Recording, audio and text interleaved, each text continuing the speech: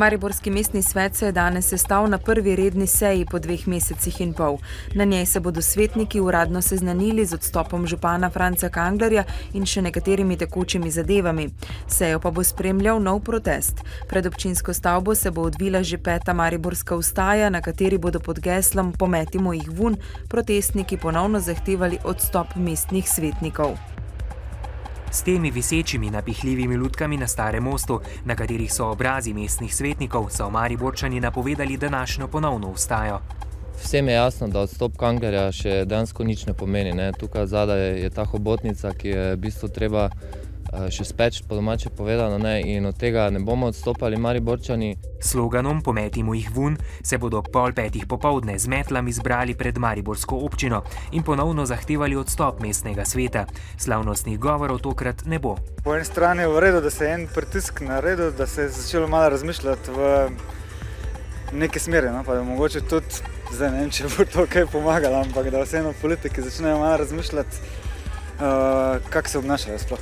Ljudje smo taki, da pač imamo zelo visoko potrpežljivost, ko pa enkrat to mine, pa verjetno je težko ustaviti. Za občinskimi zidovi, kjer se koalicijski svetniki močno oklepajo svojih stolčkov, ravno kar obravnavajo predvsem tekoče zadeve, ne pa tudi občinskega proračuna, zaradi katerega vztrajajo na položajih. Naše veliko presenečenje oziroma lahko rečemo razočaranje, nobenega takega predloga v tem gradivu ni.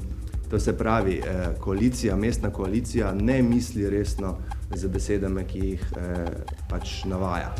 Odgovornost za morebitne izgrede bodo nosili mestni svetniki, pa opozarja Jašar. Jim je vseeno, če bodo različni ljudje dobili kocke v glavo, da bodo določeni nedolžni spet priprti. Tudi drevi pa bodo nad protestniki z okrepljenimi enotami bdeli policisti. Pri varovanju večjih prireditev, večjih shodov dobivamo pomoč iz drugih policijskih uprav. Sicer pa policisti vse udeležence ponovno pozivajo k mirnim in strpnim protestom. V primeru nevarnosti pa svetujejo, da se čim prej umaknejo na varno, ter dosledno upoštevajo vsa navodila in ukaze policistov.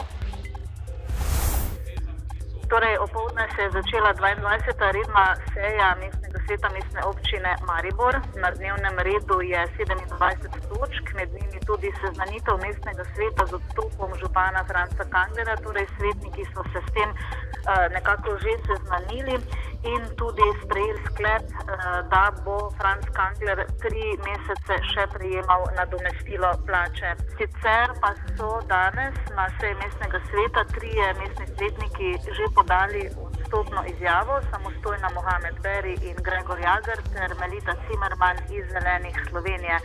In še dobra novica za Mariborčane, do 31. marca letos ostajajo cene komunalnih storitev nespremenjene. Toliko za zdaj, ker seja še poteka, bo več znanega v naših drugih oddajah.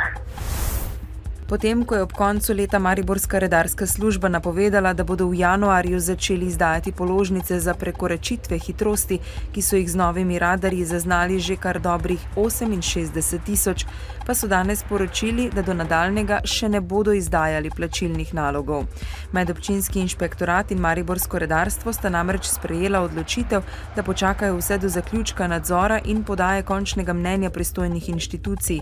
V začetku decembra lani sta namreč zaprosila pravosodno ministrstvo in javno upravo za mnenje, kakšne bi bile pravne posledice izdanih plačilnih nalogov v primeru ugotovljenih nepravilnosti ali ugotovitve ničnosti pogodbe.